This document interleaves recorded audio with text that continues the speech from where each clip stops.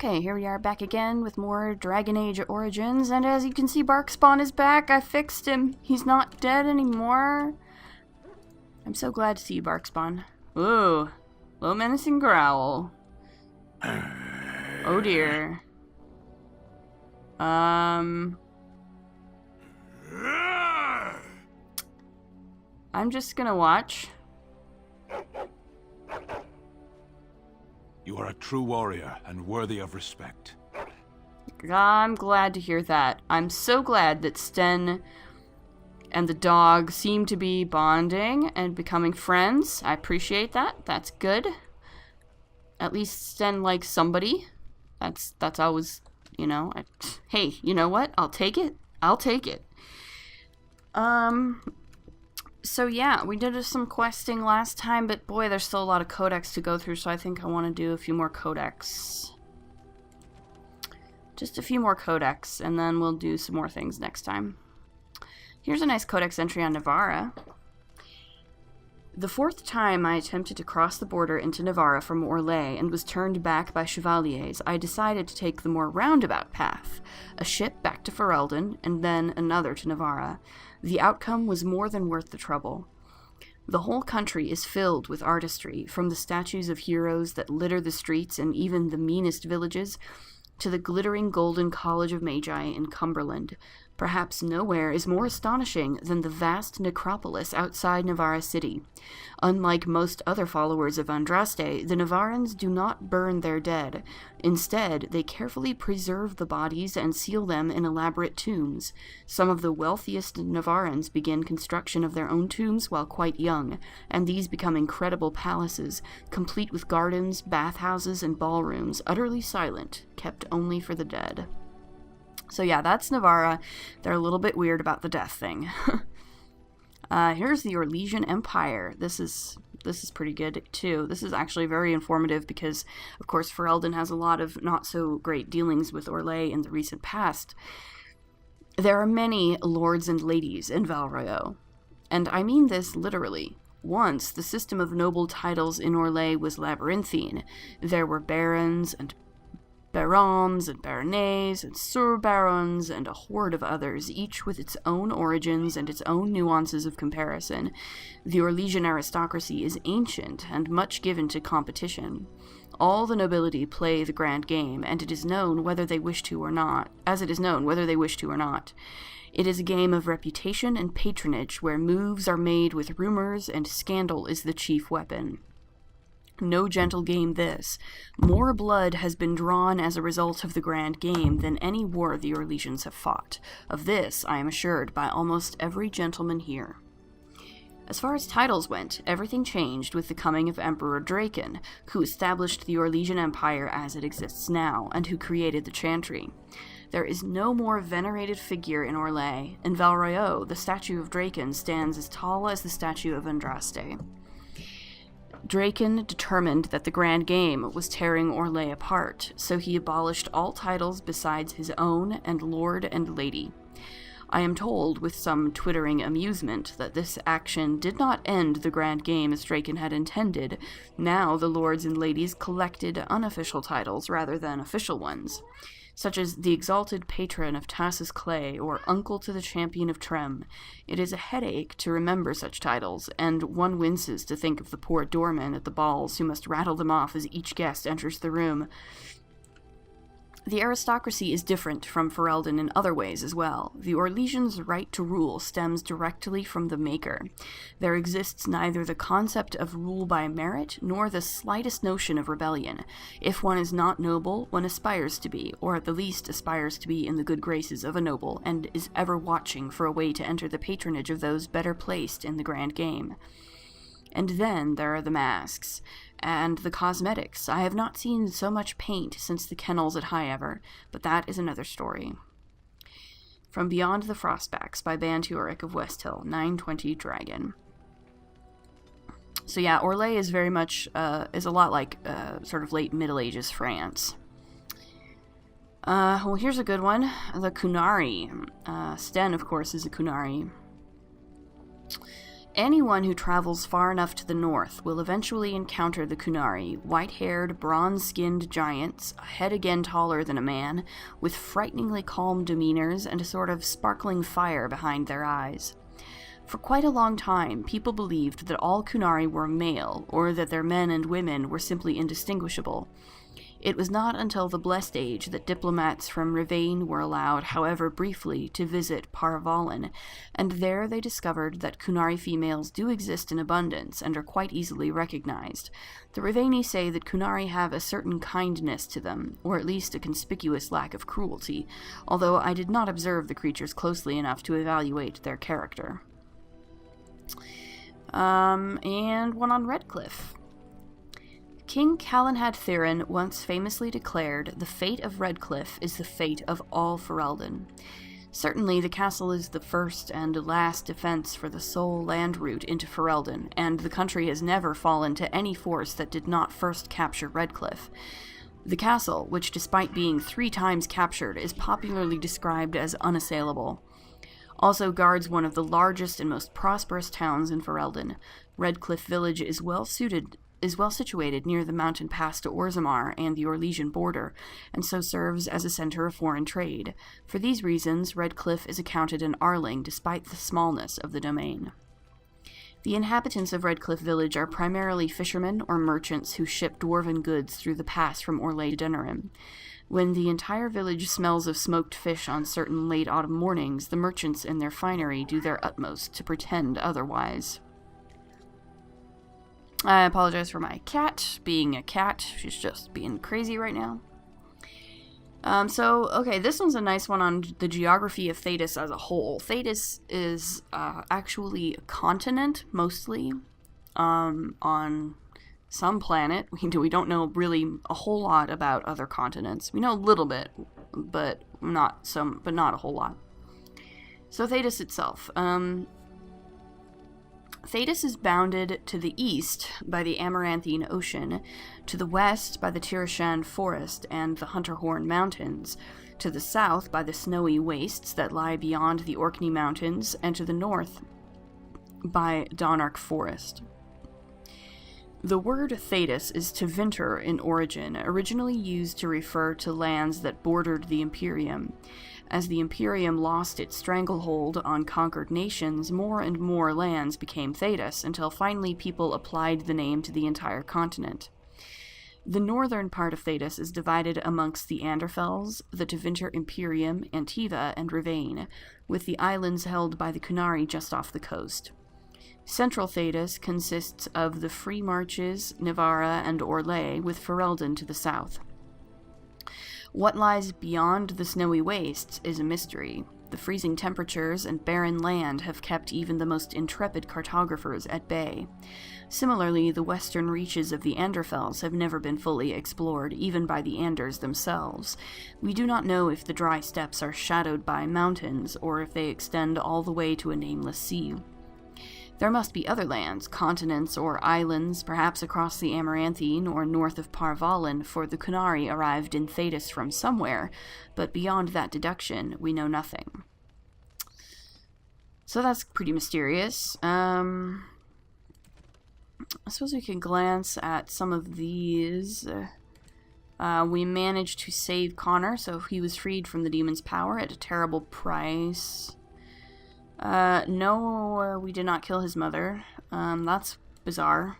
We absolutely did not. Here's a fun one on Brother Genitivi, the guy that we're looking for the Urn of Sacred Ashes quest, and the author of many of our Codex entries. As it is the duty of all true sons of the Chantry to make the chant heard from every corner of the world, I made it my mission to find as many corners of the world as possible. The Maker can hardly expect us to do one without the other. Which is a good point. Brother Genitivi is one of the Chantry's most well-known scholars, primarily on the basis of the stories he has published, which many of his contemporaries dismiss as fanciful, of his travels across the length and breadth of Thedas. His travels, and rather too curious nature, led him to a study of folklore, which gave him the notion that he could track down that most debated of all artifacts, the Urn of Sacred Ashes. He announced that he had found what appeared to be the trail of the urn, left in the legends of the regions through which it had passed from Minrathous on its way into hiding. Is this one? Yeah. For some reason, my game is bugged, and it's telling me that Isolde died to save Connor, which is not true. Interesting. Yeah. So, and we know that Wynne likes books. That's what her sort of updated thing goes. Oh, this is a fun one. So these are some, basically sort of folklore and stories from Thedas. And this is the story of Aveline, the first female knight. Aveline was born to an Orlesian farmer near the city of Halam Sharal in the early half of the Storm Age. She was a large and ugly baby, and her father had hoped for a boy. Not wanting another mouth to feed, the farmer left Aveline in the woods to die from exposure. But a traveling band of Dalish elves came upon the crying child. The elves took her into their clan and raised her as their own. They taught her archery, dueling, and survival skills. When she came of age, she was larger and stronger than most women, let alone elven women. Her adoptive parents knew that she was a fine warrior, so they encouraged her to enter a human tournament in nearby Montsimard. But women were not permitted to join the knighthood in Orlais, nor to compete in a tournament, so Aveline joined the tournament as a man. Her clan forged a suit of armor with a full helm and gave her an ironbark sword of the finest quality. Aveline entered the competition claiming to be a knight of Antiva. She refused to doff her helmet even during the archery competition, and sure enough, Aveline bested many other knights until, in the grand melee, she came upon Kaleva, a knight who served the emperor and was considered the finest in the land. Kaleva was determined not to be beaten and struck swiftly and strongly. As Aveline matched each of his blows, Kaleva grew ever more frustrated. Finally, in desperation, he tripped Aveline and threw her to the ground. The blow knocked the helm from her head, and Kaleva was shamed. He called to have the competition declared invalid, but the crowd booed and jeered. In anger, Kaleva turned and slew Aveline as she lay helpless. The son of the emperor, Prince Freyan, was also present at the tourney. He, too, had been beaten by Aveline, but he recognized her skill and bravery and was saddened by the injustice of her death. Upon rising to the emperor's seat in 744 Storm, Freyan abolished the law that disallowed women from joining the Orlesian knighthood and posthumously knighted Aveline. Although women in the Orlesian knighthood are still a rarity today, all those who do become knights revere Sir Aveline as their patron. So that's a kind of a crappy story, but also an interesting one in the annals of Thedas, I think. The Ballad of Aisley. This is sort of written after the Battle of Aisley, which ended the Fourth Blight about 400 years ago. So it's a very old song. I'm probably not going to read it. It's there, right there, just a little poem.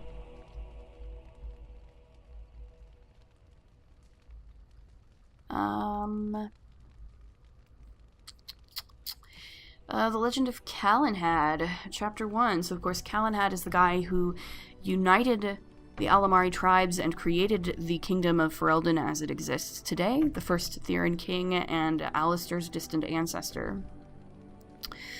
Prior to the crowning of King Calenhad, Fereldan was little more than a collection of independent Arlings and Terniers that warred on each other constantly over petty matters. Calenhad was born in 510 Exalted as the third son of a high-ever merchant on hard times. He was eventually sent to a distant cousin, a poor young knight named Sir Fereldan, who made Calenhad his squire and dog handler. As the tale goes, Sir Fereldan and his squire became caught up in one of the Wars of Unity at the time. Arl Mirden was a strong but generally disliked man who was making a bid for kingship.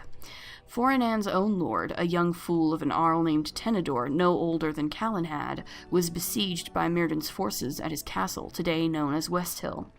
When Mirden called Tenedor out to parley, the young Arl asked for a volunteer from among the squires, someone who could masquerade as Tenedor in the parley party. Calenhad kneeled before Tenedor and asked for the honor. Much to Tenedor's and Sir Foranan's dismay, Calenhad immediately identified himself to Arl Mirden. When asked by the Arl why he was here, Calenhad explained that he had been asked to take the place of his lord. The Arl said that he had planned to kill Tenedor. Was Calenhad willing to die in his lord's place as well? Calenhad impressed Mirden and his allies by saying that he was. Mirden offered Calenhad a place as his own squire, but Calenhad refused, stating that if Mirden had planned on betraying the right of parley, he was no man of honor. Mirden's allies laughed at that, and Mirden himself conceded that Calenhad had a point. He allowed Calenhad to return to the castle safely and launched his final assault. During the assault, both Tenedor and Foranan were killed, but Calenhad found himself in one-on-one combat with Arl Mirden. In front of all of Mirden's allies, Calenhad defeated the Arl and commanded he call off his armies. The Arl asked Calenhad who he professed to serve now, if both his knight and his lord were dead, to which Calenhad replied that he would do as his honor bade him to, for he had nothing else. "You are not a man known for your honor," Calenhad said, "but I believe you wish to be. You allowed me to live once, and so now I do the same for you. Perhaps if more of our people lived by honor, we would learn to trust each other long enough to live together." And with that, Calenhad withdrew his sword. "I am humbled by your words," Arl Mirden told Calenhad, dropping to one knee. To his allies he shouted that he now knew he would never be king, but he knew who should be. With that, Mirden pledged allegiance to Calenhad, whom he named Tyrn and ruler of Tenedor's lands. From The Legend of Calenhad by Brother Heron, Chantry Scribe. Chapter 2. With the allegiance of Arl Mirden, Calenhad began his rise to greatness. Some of Mirden's allies also pledged allegiance, but most thought him foolhardy. A boy commoner who was to lead them and become king? Over the years that followed, however, Calenhad would prove himself worthy of Mirden's trust. With each victory, he won over more men to his command, and his reputation as a man of honor spread. Eventually, during his campaign against the lowland Banorn, he met his most infamous friend and companion, the vaunted warrior Lady Shayna. Calenhad married the famously beautiful daughter of Mirden, Meryn, and his firm belief in the ways of the Chantry became the staple of his court. In a time when the Chantry was still new to the lands and courts following Andraste held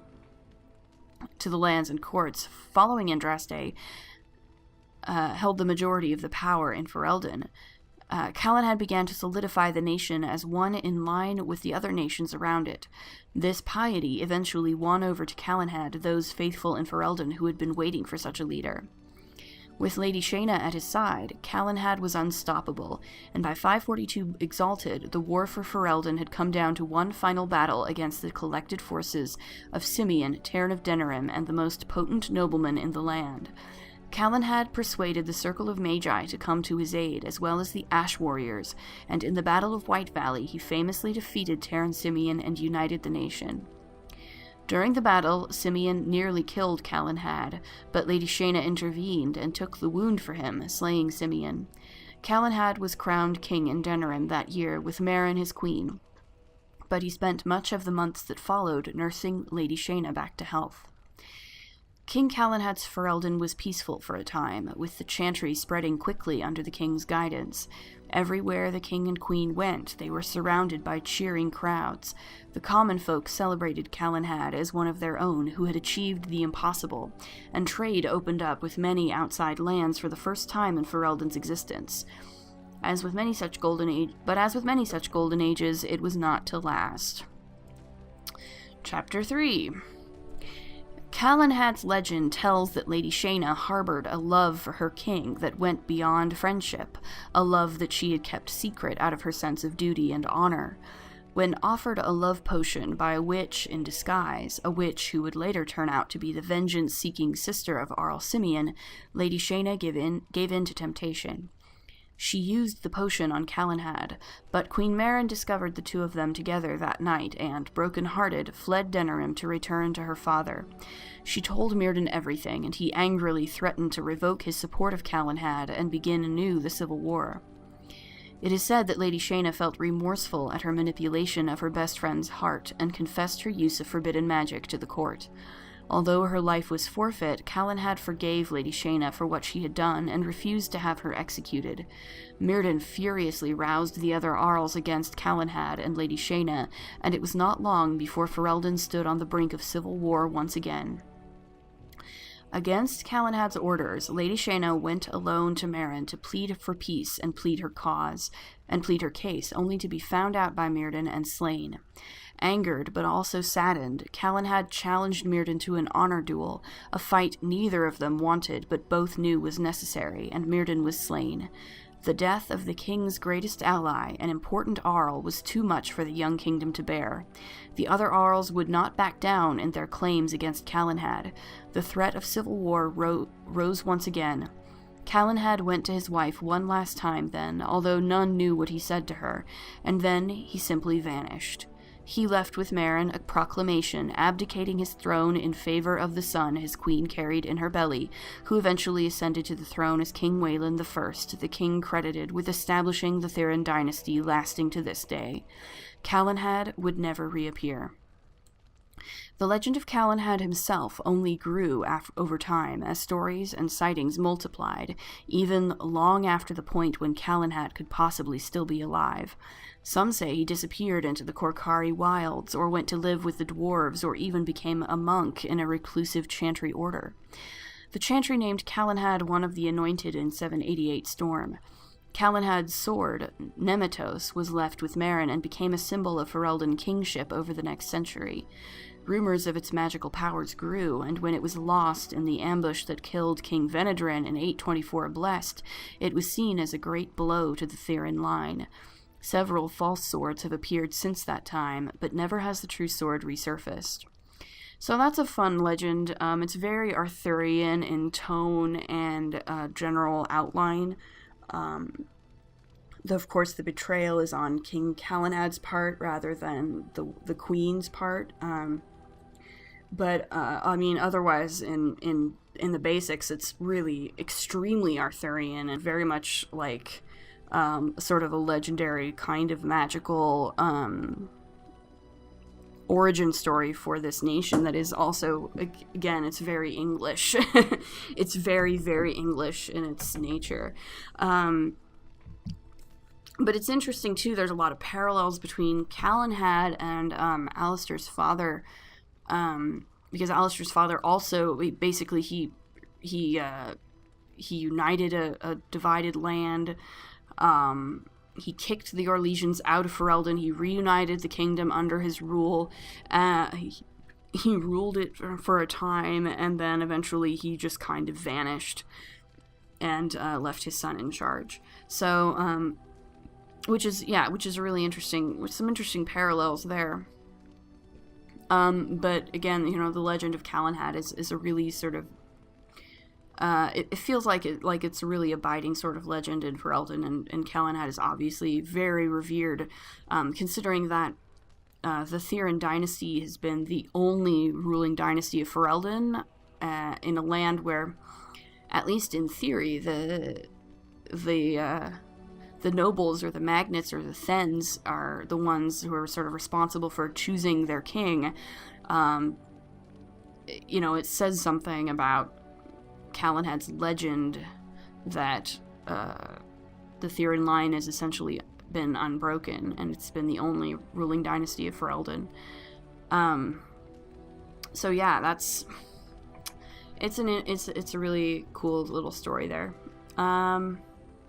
I think we'll leave it here for now. We can do some more Codex later. Next time we'll probably do some more running around, some quests or something. As always, if you like what you see, please like, comment, subscribe, and we'll see you in the next episode. Later!